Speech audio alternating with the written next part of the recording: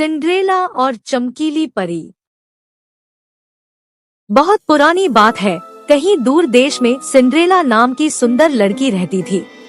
सुंदर होने के साथ साथ सिंड्रेला बहुत समझदार और दयालु भी थी। सिंड्रेला की माँ बचपन में ही गुजर गई थी। माँ के गुजरने के बाद सिंड्रेला के पिता ने दूसरी शादी कर ली थी। अब वह अपने पिता, सौतेली माँ और 2 सौतेली बहनों के साथ रहा करती थी। सौतेली माँ और बहनों को सिंड्रेला बिल्कुल पसंद नहीं थी। उसकी सुंदरता और समझदारी से वे तीनों हमेशा जलती थी, क्योंकि उसकी दोनों सौतेली बहनों के पास न अच्छी शक्ल थी और न ही अक्ल।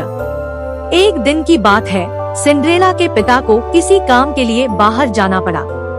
पीछे से सौतेली माँ ने सिंड्रेला के साथ बुरा बर्ताव करना शुरू कर दिया। सबसे पहले तो उसने सिंड्रेला की खूबसूरत पोशाक उतरवा ली और उसे नौकरानियों वाले कपड़े पहनवा दिए। इसके बाद उन तीनों ने सिंड्रेला के साथ नौकरानी जैसा बर्ताव करना शुरू कर दिया।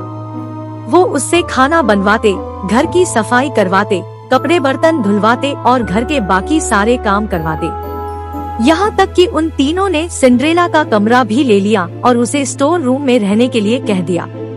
बेचारी सिंड्रेला के पास उनकी बात मानने के अलावा कोई चारा नहीं था।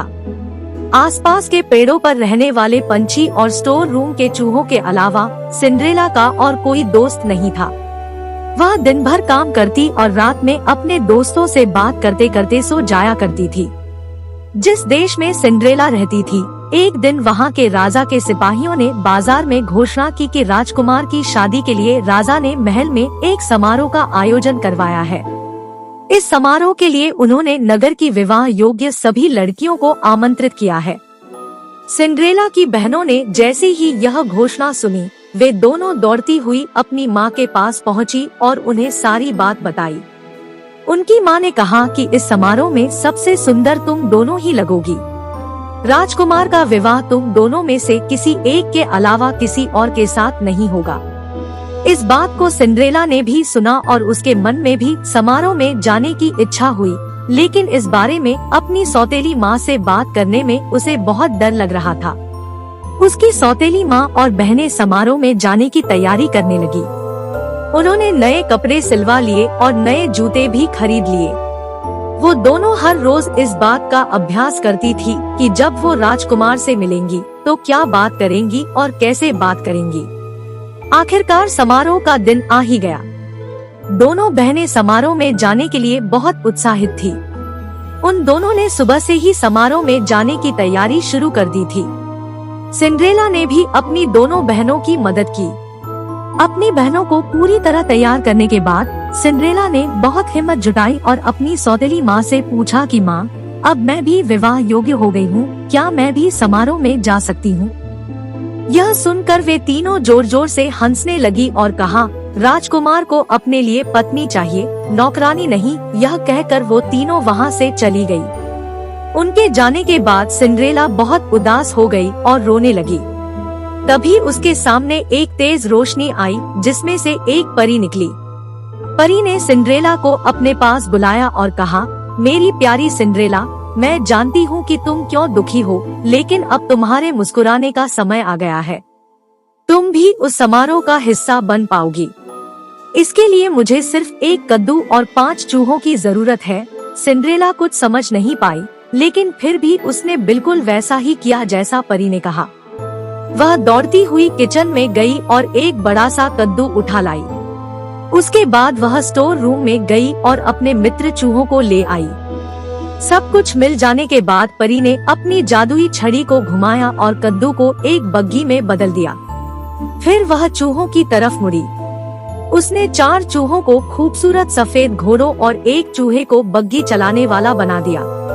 यह सब देखकर सिंड्रेला को अपनी आंखों पर विश्वास नहीं हुआ। इससे पहले कि वह कुछ पूछ पाती, परी ने अपनी छड़ी घुमाई और सिंड्रेला को एक खूबसूरत राजकुमारी की तरह सजा दिया। उसके शरीर पर एक बहुत सुंदर गाउन था और पैरों में चमचमाते जूते। वह समारोह में जाने के लिए पूरी तरह तैयार थी और इस खुशी से वह फूली नहीं समा रही थी। परी ने सिंड्रेला से कहा, अब तुम समारोह में जाने के लिए पूरी तरह तैयार हो, लेकिन ध्यान रखना रात को 12 बजे से पहले तुम्हें घर पहुंचना होगा, क्योंकि 12 बजे के बाद जादू का असर खत्म हो जाएगा और तुम अपने असली रूप में आ जाओगी। सिंड्रेला ने परी को धन्यवाद कहा और बग्घी में बैठकर महल की ओर निकल पड़ी। जैसे ही सिंड्रेला महल पहुंची, सबकी नजर उस पर आ टिकी। उसकी सौतेली माँ और बहनें भी वही थी, लेकिन वह इतनी खूबसूरत लग रही थी कि वे तीनों भी उसे पहचान नहीं पाए। तभी सिंड्रेला ने देखा कि राजकुमार सीढ़ियों से उतरते हुए नीचे आ रहे हैं। सब लोग उनकी तरफ देखने लगे। जैसे ही राजकुमार की नजर सिंड्रेला पर पड़ी, वे उसे देखते ही रह गए। समारोह में मौजूद सभी राजकुमारियों के पास न जाकर राजकुमार सीधे सिंड्रेला के पास आए और अपना हाथ उसकी ओर बढ़ाते हुए कहा कि राजकुमारी, क्या आप मेरे साथ डांस करना पसंद करेंगी? सिंड्रेला ने शर्माते हुए अपना हाथ राजकुमार के हाथ में दे दिया और दोनों डांस करने लगे। सिंड्रेला राजकुमार के साथ डांस करते करते इतना खो गई कि उसे समय का ध्यान ही नहीं रहा। तभी अचानक उसकी नजर दीवार पर लगी घड़ी पर गई। 12 बजने वाले थे और सिंड्रेला को परी की बात याद आ गई। परी की चेतावनी याद आते ही वह घबरा गई और राजकुमार को वहीं छोड़कर भाग गई। सिंड्रेला को इस तरह अचानक भागता देख राजकुमार उसके पीछे पीछे दौड़े। हड़बड़ी में दौड़ने की वजह से सिंड्रेला का एक जूता निकल गया और महल के बाग में ही छूट गया। वह फटाफट अपनी बग्घी में बैठी और घर को लौट गई। जब उसे ढूंढते हुए राजकुमार बाहर आए तो उन्हें बाग में सिंड्रेला का जूता मिला। यह देखकर राजकुमार दुखी हो गए और सोचा कि वह सिंड्रेला को ढूंढकर ही रहेंगे। अगले दिन राजकुमार ने अपने सिपाहियों को बुलाया और उन्हें जूता थमाते हुए कहा कि शहर के हर घर में जाओ और समारोह में आई हर लड़की को यह जूता पहना कर देखो। जिसके भी पैर में यह जूता आ जाए उसे यहाँ ले आओ। सिपाहियों ने बिल्कुल ऐसा ही किया। वे शहर के हर घर में गए और समारोह में आई हर लड़की को जूता पहना कर देखा। किसी को जूता छोटा पड़ रहा था और किसी को बड़ा। सारा शहर घूमने के बाद आखिर में सिपाही सिंड्रेला के घर पहुँचे।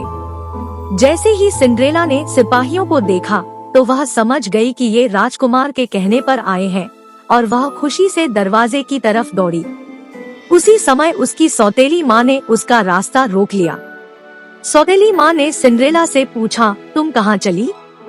सिपाही उस लड़की के लिए आए हैं जो कल रात समारोह में थी। तुम तो कल आई ही नहीं थी, तो तुम नीचे जाकर क्या करोगी?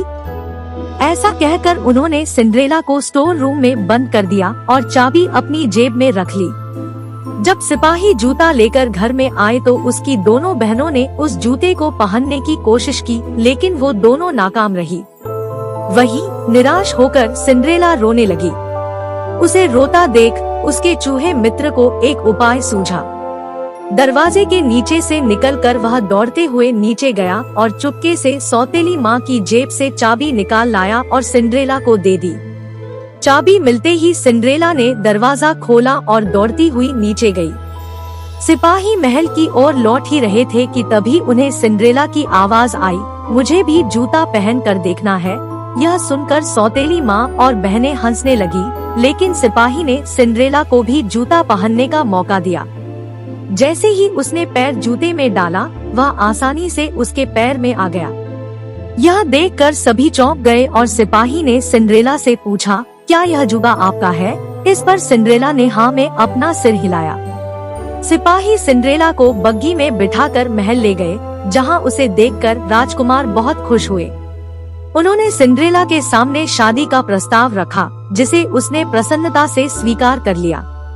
राजकुमार और सिंड्रेला की शादी हो गई और वो हमेशा खुशी खुशी महल में रहने लगे।